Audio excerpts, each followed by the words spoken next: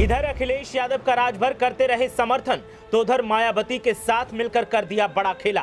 BJP से दूरी बढ़ी तो अखिलेश को लगा राजभर उनके साथ हैं, लेकिन बहन जी की चाल ने सारे प्लान कर दिए फेल।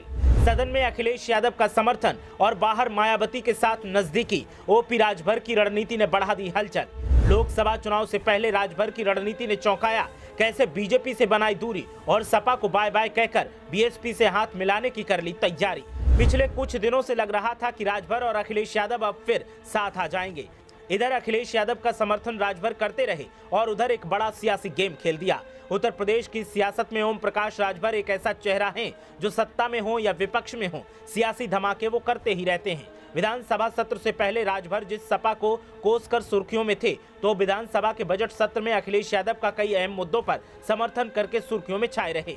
लेकिन सदन में अखिलेश का समर्थन करने वाले राजभर ने सदन के बाहर मायावती के साथ मिलकर बड़ा गेम खेल दिया है, जिसके बाद सियासी हलचल और तेज हो गई है। बताएंगे कि राजभर का गेम प्लान क्या है और कैसे उन्होंने सियासी कयासों को गच्चा दे दिया। लेकिन पहले आप बताएं कि अगर राजभर और मायावती एक हुए तो क्या सपा के लिए मुश्किलें बढ़ जाएंगी या फिर सपा के सामने माया राजभर का टिकना मुश्किल है? आपकी राय क्या है, हमें कमेंट करके जरूर बताएं।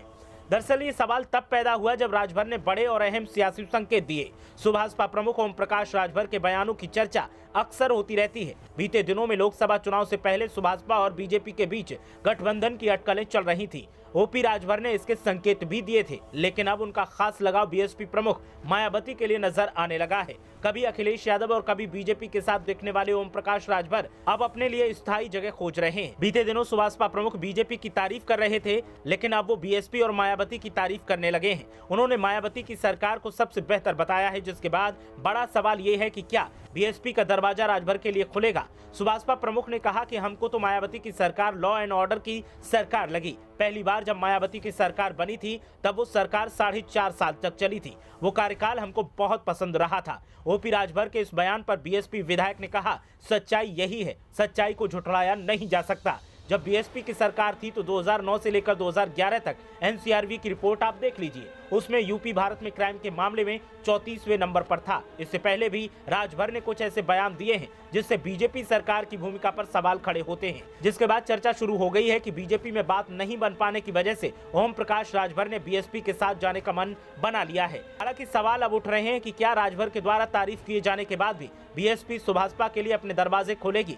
ध्यान देने वाली बात यह है कि राजभर ने जब सपा से किनारा किया था तब उन्होंने बीएसपी का रुख किया था, लेकिन तब बात नहीं बनी और बीएसपी ने उनकी आमद को सिरे से नकार दिया था। लेकिन अक्सर कहा जाता है कि सियासत में ना तो कोई स्थायी दुश्मन है और ना ही दोस्त। ऐसे में सियासी लाभ के लिए सपा के साथ आने वाली मायावती क्या सुभाषपा के साथ हाथ मिलाएंगी? साथ ही अगर ऐसा हुआ तो फिर अखिलेश यादव की रणनीति क्या होगी? ब्यूरो रिपोर्ट, मीडिया हलचल।